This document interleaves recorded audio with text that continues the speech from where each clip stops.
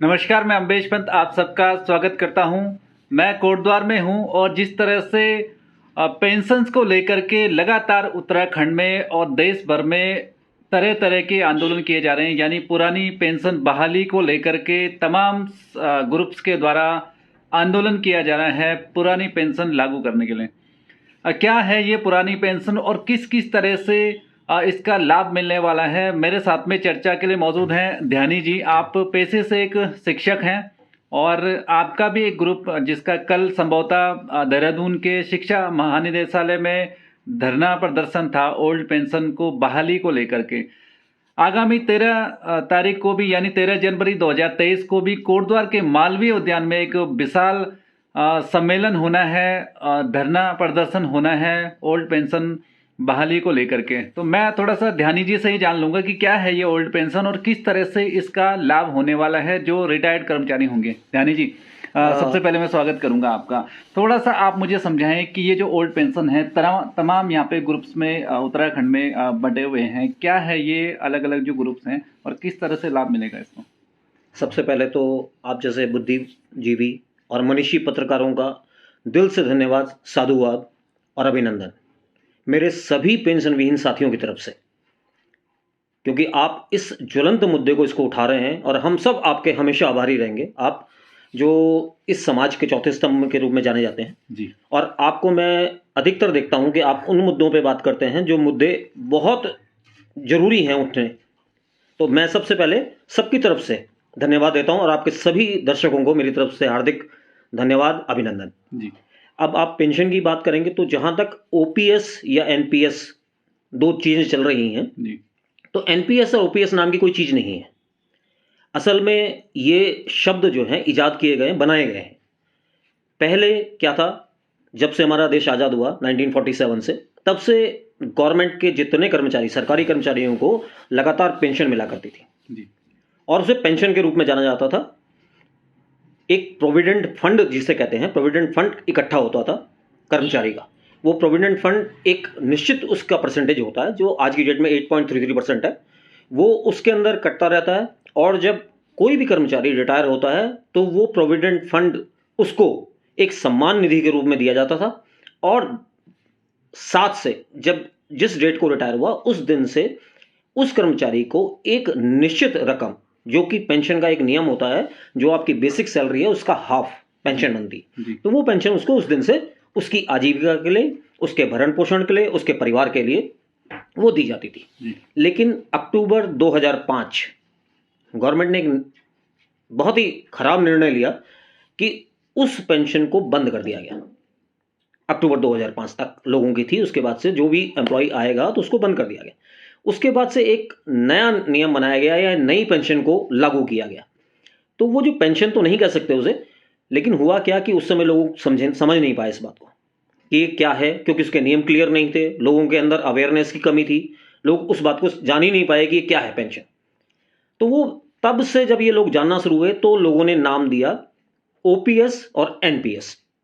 OPS का मतलब हुआ ओल्ड पेंशन स्कीम और एनपीएस का मतलब हुआ न्यू पेंशन स्कीम, जबकि ये कोई शब्द नहीं है, लेकिन ये इनको बताने के लिए है कि ये पेंशन स्कीम पुरानी थी और ये पेंशन स्कीम नहीं है जी। दोनों को अलग अलग बताने के लिए था। तो जो ओल्ड पेंशन स्कीम थी वो अलग थी, और एनपीएस का मतलब क्या था कि अब जो स्कीम थोपी गई है, या थोपी ही कहूंगा मैं शब्द को, क्योंकि वो जबरदस्ती बिना किसी की मर्जी के, कहीं किसी से कोई जो कर्मचारी हैं उनसे कभी किसी से बात नहीं की गई, उनकी रजामंदी नहीं ली गई, उनसे पूछा नहीं गया कि उनके बारे में कोई चर्चा नहीं की गई, वो सीधे के सीधे वो पेंशन स्कीम थोप दी गई सरकार के द्वारा। और उस पेंशन स्कीम में और पुरानी पेंशन स्कीम में बेसिकली फर्क तो थोड़ा सा मैं आपको बताना चाहूंगा कि क्या है। पुरानी पेंशन स्कीम में मैंने आपको बताया कि सबसे पहले तो प्रोविडेंट फंड आपके पास पूरा आता है और साथ साथ आपको पेंशन पूरी जो होती है। और सबसे बड़ा प्लस पॉइंट उस पेंशन स्कीम का यह है कि जब भी गवर्नमेंट का डीए लगता है वो डीए उसके साथ इंक्लूड किया जाता है, जोड़ा जाता है, जिससे कि वो पेंशन समय समय पर बढ़ती हुई महंगाई से गुजारा करने में उसके लिए सहयोगी बनती है। अब जो नई पेंशन स्कीम है, नई पेंशन मैं बहुत शॉर्ट में बताना चाहूंगा, वरना अगर मैं पूरा लंबा बताऊंगा तो इसके अंदर बहुत सारी कमियां और बहुत सारी चीजें हैं, लेकिन मैं शॉर्ट में बता रहा हूं जिसको थोड़ा थोड़ा समझ में आ जाए। एनपीएस में क्या है, एनपीएस पहले तो थोपी गई स्कीम है बिना किसी रजामंदी के, बिना किसी बात के। दूसरी बात, एनपीएस जो दी गई है, एनपीएस स्कीम में क्या होता है कि हम एम्प्लॉय 10% का शेयर डिडक्ट होता है, और जो गवर्नमेंट देती है वो 10% गवर्नमेंट शेयर देती थी, तो 20% टोटल मिलाकर होता है। 10% गवर्नमेंट शेयर देती है, 10% हमारा देती है, दोनों मिलाकर ये एक फंड बनता है, जिसको प्रोविडेंट फंड नहीं कहा जाता, इसे सीपीडी के नाम से जाना जाता है। लेकिन जब इसके प्रेशर बढ़ा, बहुत ज़्यादा प्रेशर बढ़ा, तो गवर्नमेंट ने थोड़ा परेशानी हुई, तो गवर्नमेंट ने इसे 10% शेयर से बढ़ाकर 14% कर दिया। लेकिन 10% और 14% का कोई, आप ये 14% की जगह अगर 24% भी गवर्नमेंट कर दी, तब भी एम्प्लॉय को कोई फायदा नहीं होने वाला है। दूसरी बात, ये जो पैसा इकट्ठा होता है, जो भी पैसा गवर्नमेंट का शेयर हो या हमारा शेयर हो, वो सारा का सारा पैसा 3 कंपनियों में डिस्ट्रीब्यूट किया जाता है उस पैसे को, और वो पैसा मार्केट में लगा दिया जाता है। जो भी मार्केट की वैल्यूज होंगी, जो भी जैसा भी होगा उस मार्केट में, वो अगर मार्केट अप गया तो पैसा अप जाएगा, मार्केट डाउन जाएगा तो पैसा डाउन जाएगा, उसके आधार पर ही पेंशन मिलती है। अब जो ये 3 कंपनियों में पैसा लगाया गया, ये तीनों कंपनियों में पैसा भी आपकी मर्जी से नहीं लगाया गया है। पैसा आपका है लेकिन मर्जी से आपका नहीं है। क्यों?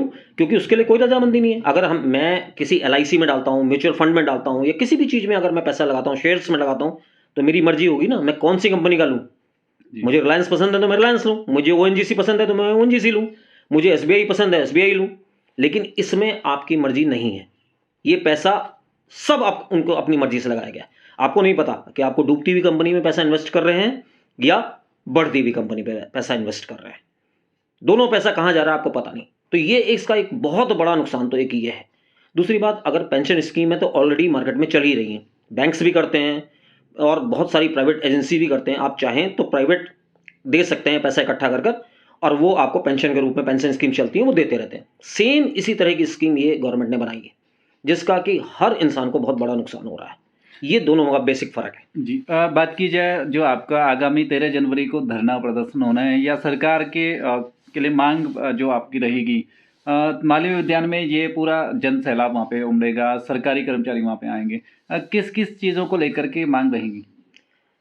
देखिए, एनपीएस या न्यू पेंशन स्कीम अपने आप में बहुत बड़ा मुद्दा बन चुका है आज की डेट में। आप देख रहे हैं कि कितनी सारी गवर्नमेंटों में ये चीज़ बहुत तेज़ी से उछाली जा रही है। अभी नया नया उदाहरण हमारे पास हिमाचल का है, उससे पहले छत्तीसगढ़, राजस्थान, और अभी बहुत सारी मध्य प्रदेश में भी, और कई जगहों पर ऐसी बातें चल रही है। मध्य प्रदेश में तो नहीं कहूँगा मैं, लेकिन हाँ, बातचीत चल रही है।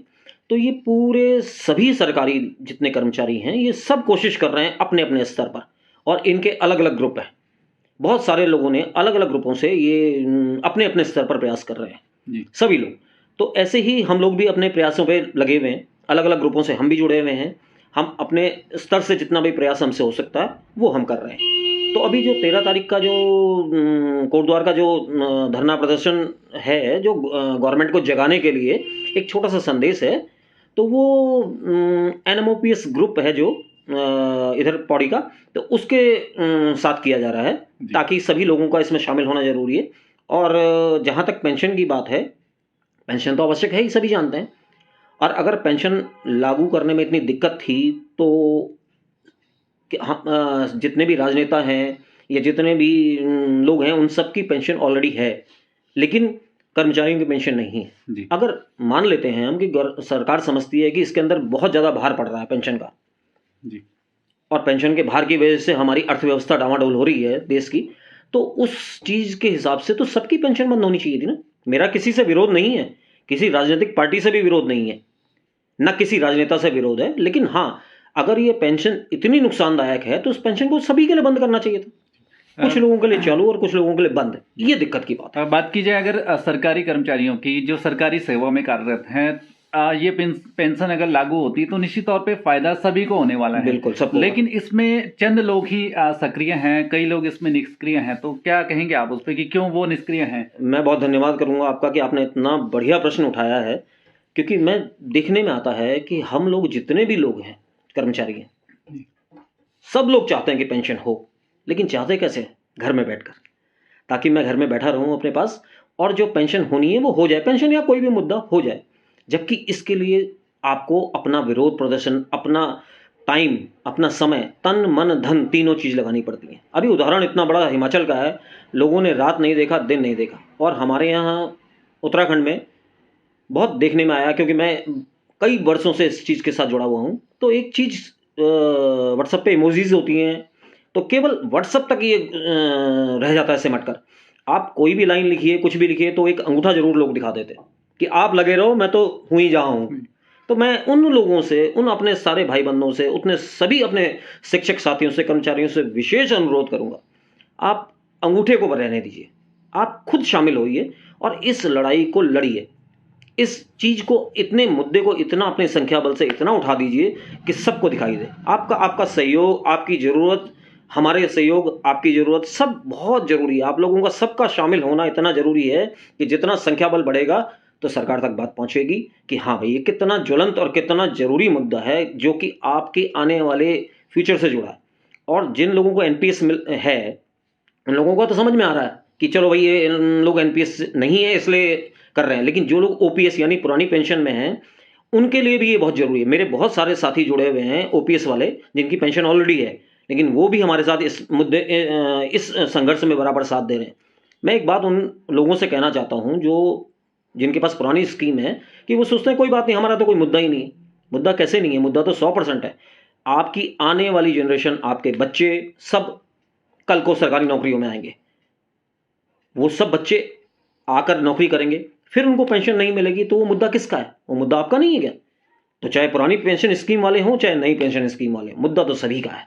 और मेरा बार बार विशेष अनुरोध है कि आप लोग जरूर शामिल होइए, हर प्रोग्राम में, हर चीज में बढ़ चढ़कर हिस्सा लीजिए, और साक्षात आपको लाइव खड़े होइए वहां पर, व्हाट्सएप के माध्यम से नहीं, सोशल मीडिया के माध्यम से नहीं जी। वो वहां अपनी जगह ठीक है, लेकिन आपका शामिल होना बहुत जरूरी है।